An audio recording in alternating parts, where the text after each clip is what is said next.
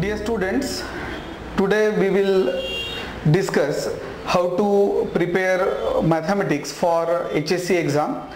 First I will tell you the topics which are there for the exam, then I will tell you about the paper pattern, and finally I will tell you how to go about all these topics. Now the first topic is mathematical logic.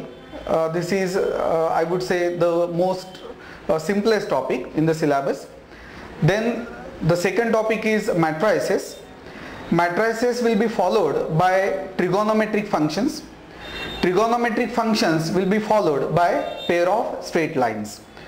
Actually, for this topic you should know the basics of the topic straight lines, which I already done in 11th standard. In the old syllabus, two topics were there in the 12th standard syllabus. The topics were circle and conics. Now in the new syllabus, these two topics are not there. They are omitted from the syllabus. But still I will ask you to prepare these two topics, because though they are not important from board exam, from HSC point of view, these two topics are there for JEE Main. The next topic is vectors.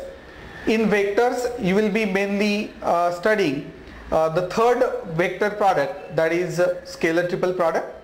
It will be followed by three-dimensional geometry. The next topic is line. Line will be followed by plane, and the last and an important topic is LPP.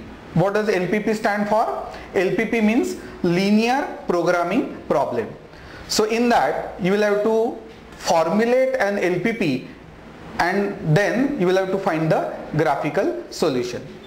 Actually these topics are from section 1. Now there are few topics in section 2 also. The first topic is continuity. Actually, what is the base for continuity? To understand the topic continuity, you should know the concept of limit. The topic limit is there in 11th standard syllabus. So before you start preparing the topic continuity, you should know different standard limits. Then comes differentiation. Now what is derivative? Derivative is nothing but value of the limit. So for this topic also you should know the concept of limit. Now the next topic is applications of derivatives. So if you know the topic differentiation, you can easily do the sums on this particular topic. Then comes integration. In integration there are two parts, indefinite integral and second is definite integral. Now applications of definite integrals are to be studied again. In the old syllabus there were two applications. The first is area and second volume. Now in the new syllabus the application volume is excluded. So you will study only one application, and that is area. Then comes differential equation. This is again an important topic. You require this topic in physics also. I think simple harmonic motion. In simple harmonic motion you solve a differential equation only. In the old syllabus there was one topic, statistics, bivariate frequency distribution. This topic is not there in the new syllabus. Then next topic is probability distribution.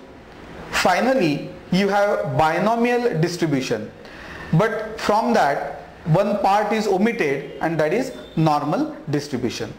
So these topics are there in two sections, section 1 and section 2. Now how to study these topics? You should know the paper pattern. There are theory questions which will be there, right? So you have to prepare those theory questions, and I will advise you to prepare the board questions, the questions which were asked in last 2-3 years papers. So if you prepare those questions, I am sure you will be able to solve all the sums which will be asked in board exam.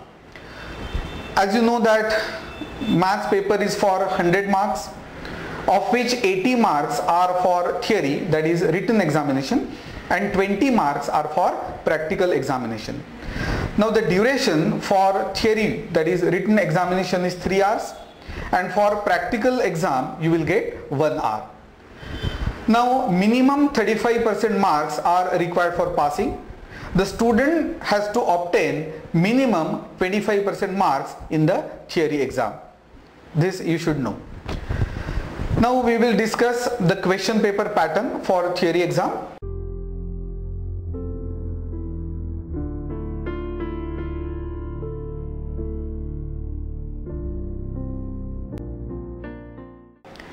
For section 1, weightage is 40 marks.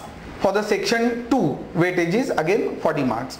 So total marks are 80. You should know that both the sections are to be attempted in the same answer book. You are not supposed to use different answer sheets. Of course, you can take supplements if the original answer sheet is used completely. Again, you should know that in both the sections there will be multiple choice questions.